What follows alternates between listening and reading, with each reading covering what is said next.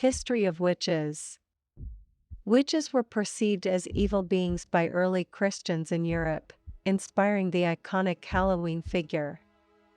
Images of witches have appeared in various forms throughout history, from evil, wart-nosed women huddling over a cauldron of boiling liquid to hag-faced, cackling beings riding through the sky on brooms wearing pointy hats. In pop culture, the witch has been portrayed as a benevolent, nose-twitching suburban housewife, an awkward teenager learning to control her powers, and a trio of charmed sisters battling the forces of evil. The real history of witches, however, is dark and, often for the witches, deadly. The origin of witches. Early witches were people who practiced witchcraft, using magic spells and calling upon spirits for help or to bring about change.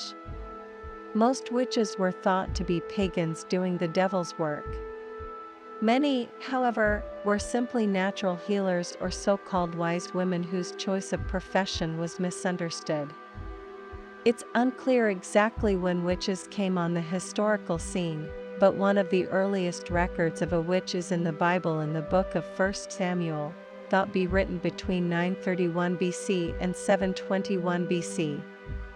It tells the story of when King Saul sought the witch of Endor to summon the dead prophet Samuel's spirit to help him defeat the Philistine army. The witch roused Samuel, who then prophesied the death of Saul and his sons. The next day, according to the Bible, Saul's sons died in battle, and Saul committed suicide. Other Old Testament verses condemn witches, such as the oft-cited Exodus 22:18, which says, "Thou shalt not suffer a witch to live." Additional biblical passages caution against divination, chanting or using witches to contact the dead. Malleus Maleficarum. Witch hysteria really took hold in Europe during the mid-1400s, when many accused witches confessed, often under torture, to a variety of wicked behaviors. Within a century, witch hunts were common and most of the accused were executed by burning at the stake or hanging. Single women, widows and other women on the margins of society were especially targeted. Between the years 1500 and 1660, up to 80,000 suspected witches were put to death in Europe. Around 80% of them were women thought to be in cahoots with the devil and filled with lust. Germany had the highest witchcraft execution rate, while Ireland had the lowest. The publication of Malleus Maleficarum, written by two well-respected German Dominicans in 1486, likely spurred witchmania to go viral. The book, usually translated as The Hammer of Witches, was essentially a guide on how to identify, hunt and interrogate witches.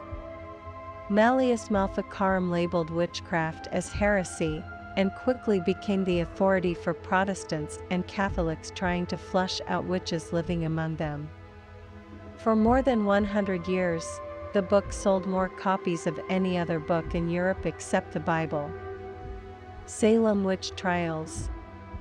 As witch hysteria decreased in Europe, it grew in the New World, which was reeling from wars between the French and British, a smallpox epidemic, and the ongoing fear of attacks from neighboring Native American tribes. The tense atmosphere was ripe for finding scapegoats. Probably the best-known witch trials took place in Salem, Massachusetts in 1692. The Salem witch trials began when 9-year-old Elizabeth Parris and 11-year-old Abigail Williams began suffering from fits, body contortions and uncontrolled screaming. Today, it is believed that they were poisoned by a fungus that caused spasms and delusions. As more young women began to exhibit symptoms, mass hysteria ensued, and 3 women were accused of witchcraft: Sarah Good, Sarah Osborne and Tituba, an enslaved woman owned by Paris's father. Tituba confessed to being a witch and began accusing others of using black magic. On June 10, Bridget Bishop became the first accused witch to be put to death during the Salem witch trials when she was hanged at the Salem gallows. Ultimately, around 150 people were accused and 18 were put to death. Women weren't the only victims of the Salem witch trials. 6 men were also convicted and executed. Massachusetts wasn't the first of the 13 colonies to obsess about witches, though. In Windsor, Connecticut in 1647, Alce Young was the first person in America executed for witchcraft. Before Connecticut's final witch trial took place in 1697, 46 people were accused of witchcraft in that state and 11 were put to death for the crime. In Virginia, people were less frantic about witches. In fact, in Lower Norfolk County in 1655, a law was passed making it a crime to falsely accuse someone of witchcraft. Still, witchcraft was a concern. About 24 witch trials, mostly of women, took place in Virginia between 1626 and 1730. None of the accused were executed. Are witches real? One of the most famous witches in Virginia's history is Grace Sherwood, whose neighbors alleged she killed their pigs and hexed their cotton. Other accusations followed and Sherwood was brought to trial in 1706. The court decided to use a controversial water test to determine her guilt or innocence. Sherwood's arms and legs were bound and she was thrown into a body of water. It was thought if she sank, she was innocent; if she floated, she was guilty. Sherwood didn't sink and was convicted of being a witch. She wasn't killed but put in prison and for 8 years. A satirical article, supposedly written by Benjamin Franklin, about a witch trial in New Jersey was published in 1730 in the Pennsylvania Gazette. It brought to light the ridiculousness of some witchcraft accusations. It wasn't long before witch mania died down in the New World and laws were passed to help protect people from being wrongly accused and convicted. Book of Shadows. Modern-day witches of the Western world still struggle to shake their historical stereotype.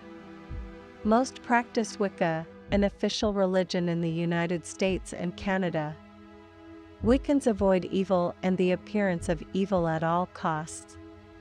Their motto is to harm none, and they strive to live a peaceful, tolerant, and balanced life in tune with nature and humanity. Many modern-day witches still perform witchcraft, but there's seldom anything sinister about it. Their spells and incantations are often derived from their Book of Shadows, a 20th century collection of wisdom and witchcraft, and can be compared to the act of prayer in other religions. A modern-day witchcraft potion is more likely to be an herbal remedy for the flu instead of a hex to harm someone. Today's witchcraft spells are usually used to stop someone from doing evil or harming themselves. Ironically, while it's probable some historical witches used witchcraft for evil purposes, many may have embraced it for healing or protection against the immorality they were accused of. But witches, whether actual or accused, still face persecution and death. Several men and women suspected of using witchcraft have been beaten and killed in Papua New Guinea since 2010, including a young mother who was burned alive. Similar episodes of violence against people accused of being witches have occurred in Africa, South America, the Middle East, and in immigrant communities in Europe and the United States.